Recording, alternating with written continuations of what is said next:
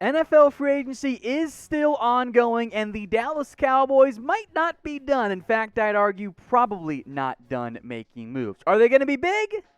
Maybe, maybe not. So let me know in the comments who you still want the Dallas Cowboys to sign in NFL free agency. Get your votes in down there at the pinned comment.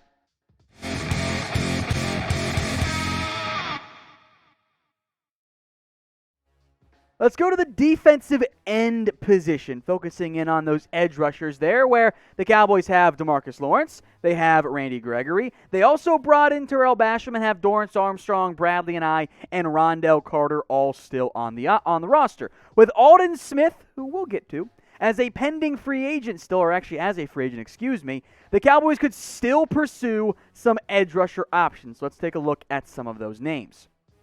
Jadeveon Clowney, maybe the biggest one on this list, did not produce like it though. 0 sacks in about half a season, 4 tackles for loss. The reality is, he's not the same guy that he was back in his true prime, and injury is a part of that. If you could get him on the cheap, I have interest. Does that end up being the case? I'm not sure, and I wonder if Clowney is going to take his good old sweet time once again in terms of NFL free agency. A veteran option here, Justin Houston, who fits kind of that Robert Quinn mold. Older player, but could still contribute to an NFL team. 8 sacks, 8 tackles for loss. You don't want him as an every down player. But if you want someone to come in who I think does fit the scheme and help be that number 3-est pass rusher, I think Justin Houston would be a fantastic fit for the Dallas Cowboys. A player we know should fit the Dan Quinn scheme is Melvin Ingram, because he just had that scheme, similar-ish I should say, over with the LA Chargers. I don't know if Ingram's going to be back, and he's coming off a down year, so again, fits that Quinn-style mold, the Aldon Smith-style mold of come on in on a prove-it contract, be a rotational piece, and try and cash in next year. A trio of Lawrence, Ingram, and Gregory, it's really intriguing if you're the Dallas Cowboys. One of the bigger names out there still, Carlos Dunlap, who had a truly fantastic stretch once the Bengals shipped him to the Seattle Seahawks. Now, the issue here with Dunlap is going to come down to money in the end. If it's not that expensive, well, then Seattle's just going to bring him back. I don't think the Cowboys are going to break the bank for a player of Carlos Dunlap's status. I think that would be probably around $7 or $8 million. And if it's that low, Seattle might just bring him back anyway. So I love the idea behind it. I wonder if the practicality ends up making the most sense. Now, if your bracket has been busted like so many out there, you do have a chance to redeem yourselves. Head over to chatsports.com/bet. That URL is going to take you right into the BetUS site. When you use promo code Cowboys125, it'll get you a 125% deposit bonus. So think about it this way. You put down $100, boom, extra 125 coming in right on top of that when you use that promo code and use the URL chatsports.com/bet. Let's chat linebackers now here. Not too many names, but I think there are some at least considering. I'd keep an eye out for the draft for depth here. But Keanu's probably going to play a linebacker, safety-type hybrid role, and that leaves Jalen Smith and Leighton Vander Esch and Luke Gifford, Francis Bernard. So if you can find the right value, yes, I would explore some linebacker options.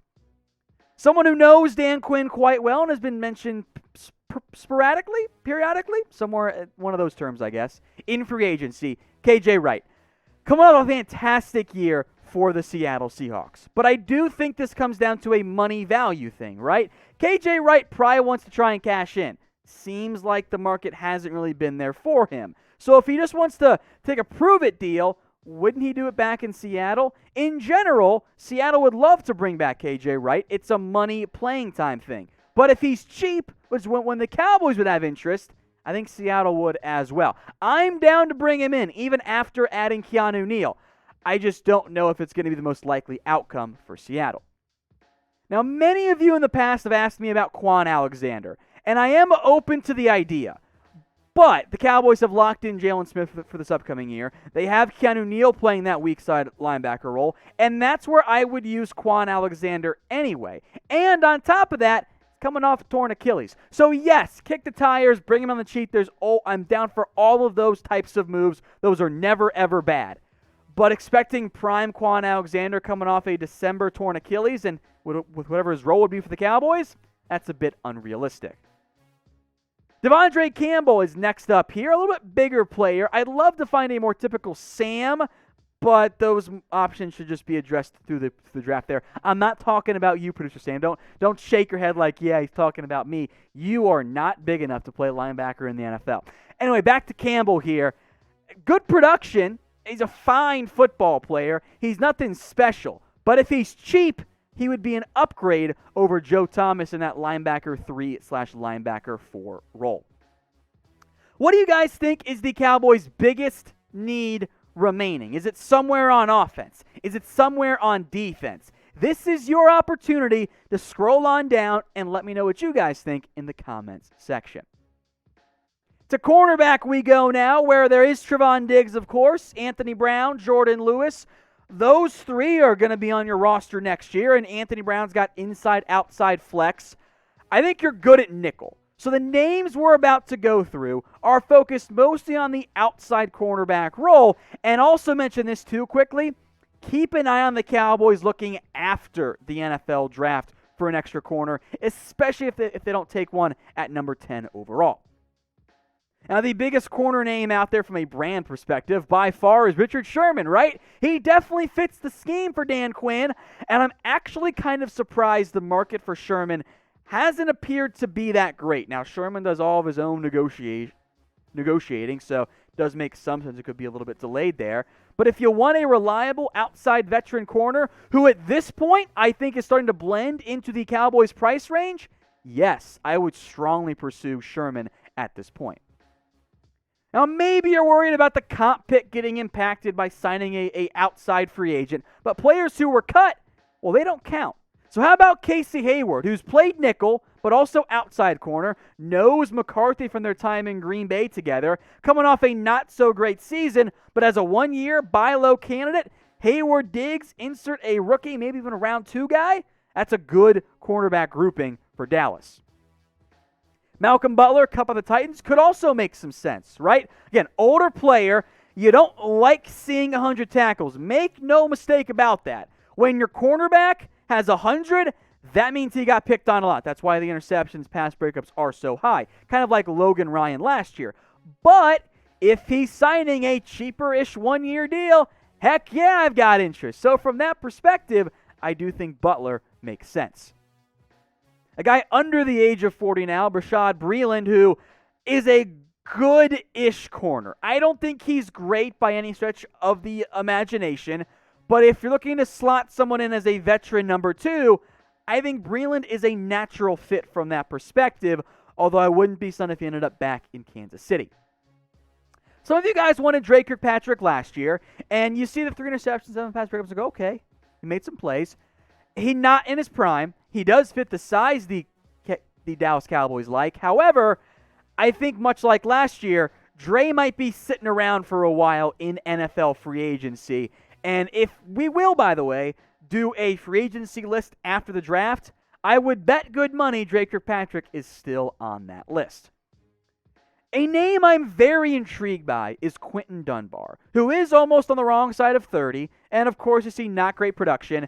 The 3 games he was fully healthy this year for Seattle, he was awesome. The 3 games he was hurt, he was not. And then, of course, missed the rest of the year. But he fits the style of what the Cowboys want. And as a under-the-radar, buy-low, major upside option, I actually like QUINTON DUNBAR the most out of any name on this list. Another buy-low option, GAREON CONLEY, did not play in 2020 and has been, in reality, a draft bust since being a first-round pick. But sometimes players find their groove, and once they leave and go to destination, in this case, number 3. So for Conley, who I think was liked by the Cowboys when he came out of Ohio State, kick the tires on him. See if he can be an option for you, but of course don't guarantee him anything in terms of actual guaranteed money.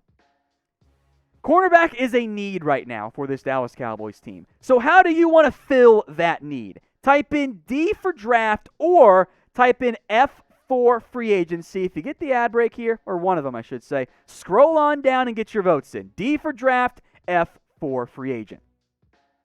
Now let's look on the interior of that defensive line where you have Neville Gallimore, you have Antoine Woods, you also bring back Tristan Hill from injury, and went out and signed both Brett Urban and Carlos Watkins. For the most part, there is a common theme of players on this next batch of list here. Namely, run stoppers. That is what the Dallas Cowboys still need beyond Antoine Woods and a taller body in Brett Urban, who's actually not that heavy in the end.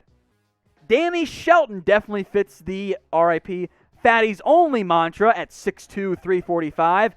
Doesn't actually offer you anything in the pass rush, but if you just want a 1 year, $1.5-ish million run stopper, I would offer that contract in a second to Danny Shelton.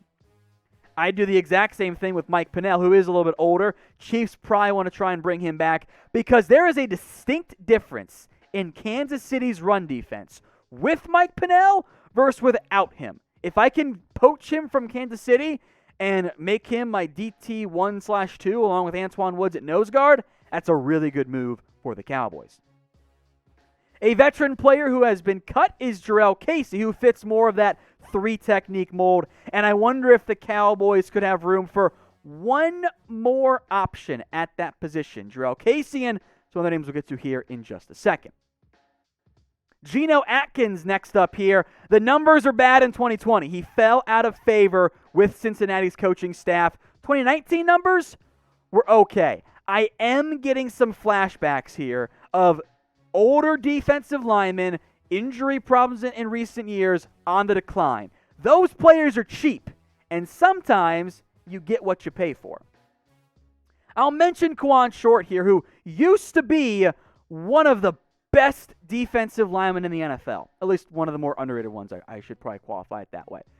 The problem is, I kind of don't want any more injured Panthers defense linemen. He's barely played football for the past couple of years, and the decline had already started to set in before that. So I'm down, cheap 1-year deal. Beyond that, nah, not the route I want to go. DAQUAN Jones next up here, another bigger run-stopping option out of Penn State at 6'4", 322. The Cowboys have not valued this type of player. The Titans have already brought in a different defense lineman, a more expensive one, by the way, in Denico Autry. They might try and bring back Jones to be a run clogger. I don't think he's going to find the interest that he wants in the open market. Lawrence Guy has been a perfect Bill Belichick-type player for years, even when he wasn't on the Patriots, which is why, of course, the Dolphins, of note, are bringing him in for a visit. If you want someone who offers you versatility along the defensive line and is at his best at a run-stopping role, there's Brett Urban, who the Cowboys already got, and also Lawrence Guy. I would love to bring in both of those options there. Guy, a little bit better on the interior of the defensive line, while Urban, of course, offers you a little bit more on the edges if needed. Don't forget about Gerald McCoy either here, folks. He's been linked heavily to the Cowboys as a potential option of a reunion of sorts. He's also publicly courted the Buccaneers on social media. I'm down to bring him back on a 1-year cheap deal. I just don't think adding Gerald McCoy fixes the defensive line issues still facing this Dallas Cowboys team.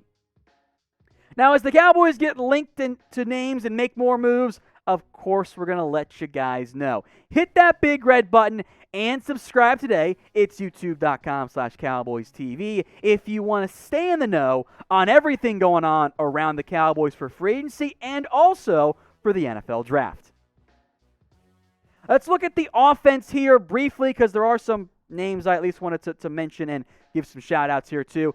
I'm looking interior offensive line. You're good at tackle. You have Connor Williams, Heather Biotis, Zach Martin, Connor McGovern, maybe one more name unless you want to explore a trade. Now, a couple of you guys here have asked me about several of these names on this list, so just bear with me. First up is Trey Turner. I'm intrigued because he was bad last year, and I'm worried about that. Yes, injury was a factor there. I think he's a good football player. I could at least explore the option. Many of you guys have brought him up to me in my DM, so I just wanted to bring him up. I don't think the Cowboys, though, are really going to pursue that route in the end. What about bringing back Joe Looney? I'm open to that idea, right? There aren't very many great backup center options on the open market. Looney can still be that guy for you. And if you add Joe Looney, I'm not that concerned about adding a center in the draft, frankly, at all. So if he's cheap again, which I think he's going to be, heck yeah, let's bring back Joe Looney and keep that depth on the interior offensive line. A name who might fit the Will McClay special, Forrest Lamp, meaning a former early round pick who has not been great in the NFL. That's Lamp. I loved him coming out of Western Kentucky. He held up incredibly well at Alabama, or against Alabama, excuse me. The problem is, he's never done much of anything in the NFL. He's never become the guy I thought he could. But if you want a cheap, like I'm talking no guaranteed money, kick the tires option on him, he's a good fit on the offensive line. Let's talk quarterback. How about Colt McCoy? Look, he's old. He's not good. I did want to make note that I've been trying to get Colt McCoy on the Cowboys for years now as a backup quarterback, and I think he'd be very cheap. In fact, I think you could bring in Colt McCoy for less than what you paid Andy Dalton last year. And I don't want to pay anything more for a backup quarterback when I already have Garrett Gilbert as an option on my team. And then there's Robert Griffin III. Many of you have asked about me. Yes, I focused on 2 Texas kids for the backup quarterback spot because why not, right? Sure, let's bring in RG3. Is he any good? No, not really. But I am intrigued by him as a backup option if he can stay healthy. So sure, no guaranteed money. Let's make RG3 a Cowboy after all.